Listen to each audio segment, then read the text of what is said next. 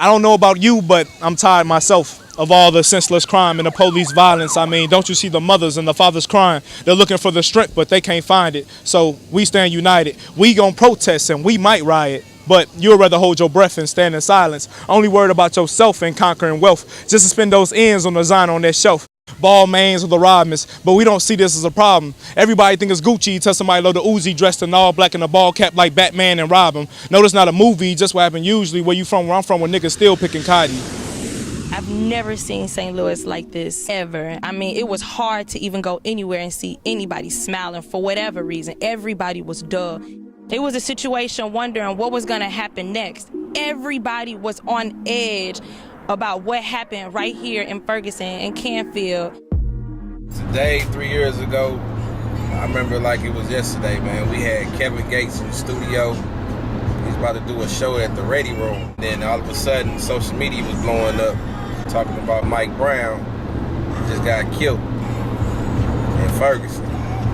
It's like around between 12 and 1 o'clock. I'll never forget that day, man. I remember working my shift, getting to the studio, and I called Boogie. Boogie, I don't feel comfortable talking on the radio today, like, not at all.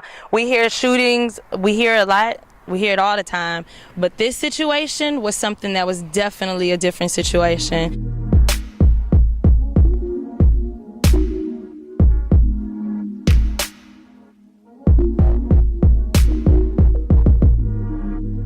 People kept adding me on Instagram, and I saw the picture of where Michael Brown was laid out right there on the ground. We started talking about on the radio when we found out more information. It was like an unarmed young black man got killed by a white officer.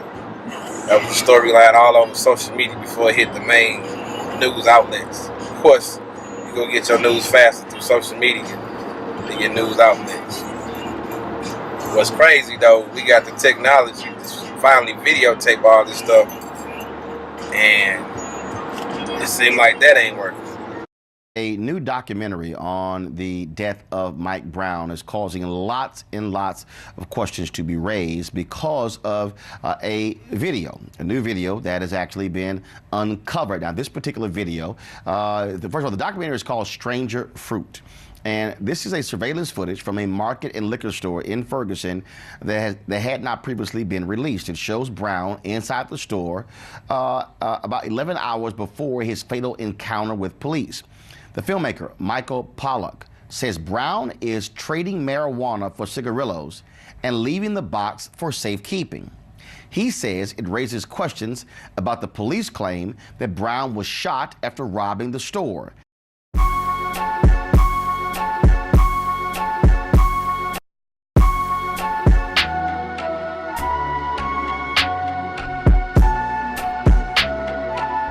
I started carrying a rifle probably beginning of this year. I've been doing the open carry thing for a couple years, just do security because we talking about the crooked police, man. So they try to squash our movement, so watch out for them. We gotta start paying attention to what they're doing to us as a people, you know, and not as a color. Because I think we get colorblind and we forget that the enemy could look just like me and you, and that we look in the wrong direction. The police ain't gonna protect us. We got to protect ourselves out here. People got to begin to understand that we keep giving the cops the benefit of the doubt, or that they're here to protect us and do all these righteous things, but time and time again they doing all messed up stuff. And it may not be murder every time, you know what I'm saying, but it might be something as simple as wrongfully pulling somebody over and making them cough up money that they don't have. It's all about money for them. It's all about bread. So I'm trying to educate the community that you got to arm yourself and protect yourself. It's the only way that you can stop being oppressed.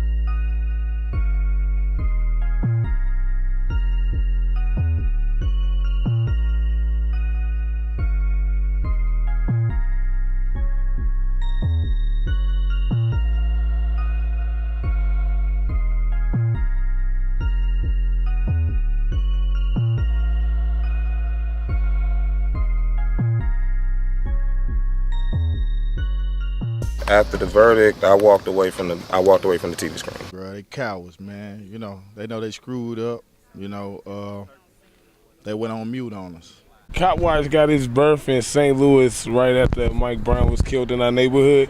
Because the cops, there was no video, so we started a group called the Canfield Watchmen. We had help from a guy came from California, like Oakland, and so he came with all this like information about filming the police. Gave out over 100 body cameras. I realized I'm the same size as Mike Brown, 6'5", 280 pounds, and I just know that's gonna be my son one day. I feel as if Michael Brown was a relative, a cousin, a brother, everything. Everybody has somebody that they can say that is similar to Michael Brown. He graduated from high school. He was looking to go into his freshman year of college, and he never made it. The community hasn't forgotten about this stuff, you know what I mean? There's still certain people out here pushing for justice. That man never got charged, so he can still be indicted on murder, you know what I mean? So I'm still pushing for that. From the beginning, I still haven't won then. Mike Cuddy, they know I'm the one that went from being pepper sprayed and tear gas to being sworn in. You better believe that! We still fighting. One of the major things that's changed, though, I was a frontline protester day one. Pepper spray, tear gas, and now I'm in the House of Representatives. Now somebody from the community, from the movement, is actually representing us. We've been able to get millions of dollars for summer job program, fight for accountability, add some amendments on some bills, stop some bad bills, and really bring more programming to our economically distressed community. So, I mean, it's good to have somebody who really from the hood, representing the hood. If you ask the community, I think what I've seen, especially from the activist community, we've been able to kind of unite with other groups and other races and other religions and everything to kind of diversify our message and our movement to start working together on things from a grassroots level. In the beginning of the Ferguson protests, there were a bunch of white people on social media who were calling out the white people who had come down to the protests. There were racist white people who were mad. They kept calling us race traitors. And so a friend of mine decided to make shirts to embrace the term and say that, you know, we don't care, we're not going to be on your side of the race war. And then all the money we raised went to the jail fund to help get protesters out of jail. You know, as far as the community, I appreciate y'all. I love y'all, man, from all over, not just St. Louis, all over. I appreciate y'all. I love y'all for standing up for what you believe in. I'm so thankful for social media to spread the word, because it's not like it just started. It's been happening. And the thing is now is, what are we going to do? It's all on us, on what we're going to do. Because we can go around and we can post pictures, we can host rallies, and we can do all that, but what are we as an individual going to do to make sure that we can help our young people? Using them smartphones and stuff like to goodness. It ain't all about the turn up and stuff like that, posting how much money you got and all that. Nah, if something happens to your neighbor and it's unjust, put it out there.